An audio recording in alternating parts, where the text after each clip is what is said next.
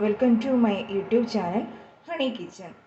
ഇന്ന് ഞാൻ തയ്യാറാക്കാൻ പോകുന്നത് ഒരു കരിപ്പട്ടി കാപ്പിയാണ്, അഥവാ ചുക്ക് കാപ്പി. മഴ സമയമല്ലേ, കുട്ടികൾക്കെല്ലാം കൊടുക്കുന്നത് വളരെ നല്ലതായിരിക്കും. കുട്ടികളുടെ ഇമ്മ്യൂൺ സിസ്റ്റം ഒന്ന് ബൂസ്റ്റപ്പ് ചെയ്യാൻ വളരെ നല്ലതാണ് ഈ കരിപ്പട്ടി കാപ്പി. അതിനാവശ്യമായ ഇൻഗ്രീഡിയൻസ് എന്താണെന്ന് വെച്ചാൽ നമുക്ക് നോക്കാം. അതിനാദ്യം ആവശ്യം കരിപ്പട്ടി തന്നെയാണ്. പിന്നെ ആവശ്യമുള്ളത് കുറച്ച് മല്ലി, തിപ്പലി, അതിമധുരം, കുരുമുളക്, ഓമം, ജീരകം, ചുക്ക്.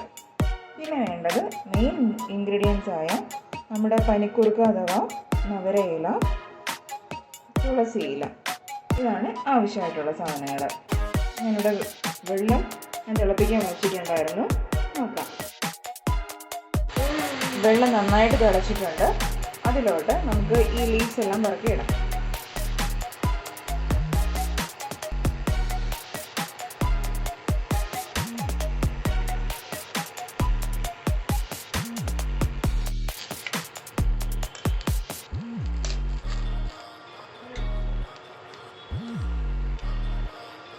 ഇനി അതിലോട്ട് നമ്മുടെ ഈ കരിപ്പട്ടിയും കൂടെ ഇടാം.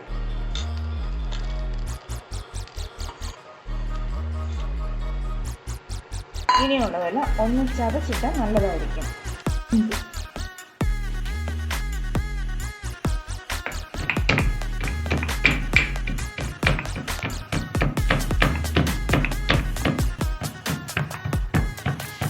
അതിമധുരം അത്ര നന്നായിട്ട് ചതയില്ല, ഞാൻ കുഴപ്പമില്ല.